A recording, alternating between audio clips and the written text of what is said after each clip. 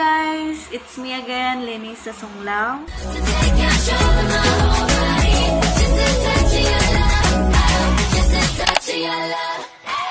A few minutes later. So, karon guys, naabot na di ang akong order sa GT Express. Mag-ablita karon pero sa dili pa. Magpasalamat una ko sa akong nagsuporta na ako. Salamat dahil ko nila ni Ma'am Jan and Jazz family, ni Mami Pilipina and Sweden, and kay Ma'am Umanix o sa iyang mga kaubanan. Daghan kayong salamat ninyo, Ma'am. Nagpasalamat ko dako guys nga nakaabot ko og 500 subscribers. Dako ko kalipay guys, bisan layo pa ko makagraduate ko nga magpadayon gihapon mo sa pagsuporta o pagpadayon sa pagtan-aw sa akong video. Dili na lang nakutas-on ang pagpasalamat guys kay madugay na ta og mag-abli na ta og sugod. Kay nakalimot ra ba ko ug unsa niya akong order. So atong tan-awon guys. Pagsa ka ni dapit ablihan. Huwag man tayo gunting. Laksiyo na lang ninaho. Okay, huwag mo kaandam o gunting. Huwag bang gahia guys.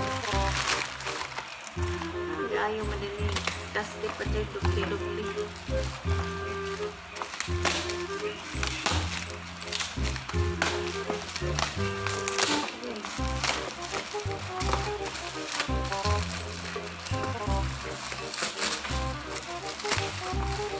Duha ka buok guys.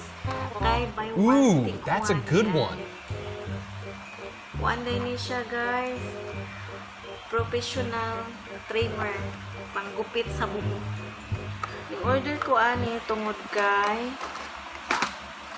aron dili na ko mag adto sa parlor sa akong anak. Anak gani, come here. Ana ako nalay magputol aning ako ang bugoy, so mao na kung magputol ani puhon di nami madto parlor kay naa naman ning akong gi-order. So itong tanawon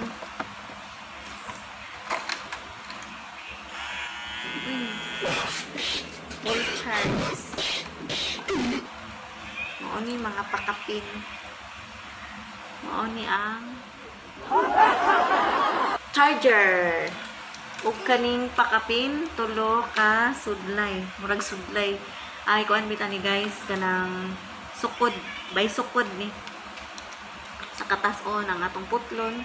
So dili na ta maglisod ani og pagputol, pero ang problema kung unsaon na pod pag liko-liko ani kay magbaguhan pa man, pero practice lang jud.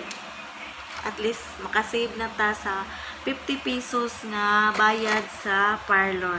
Makasave na jud ta guys. Maayo ni kay dili ta ka makagawas quarantine, so ano na lang tas balay maggupit. So mao din ni guys, mao na ni akong gi-order. Ayaw mo og kalimot sa pag-subscribe sa akong YouTube channel.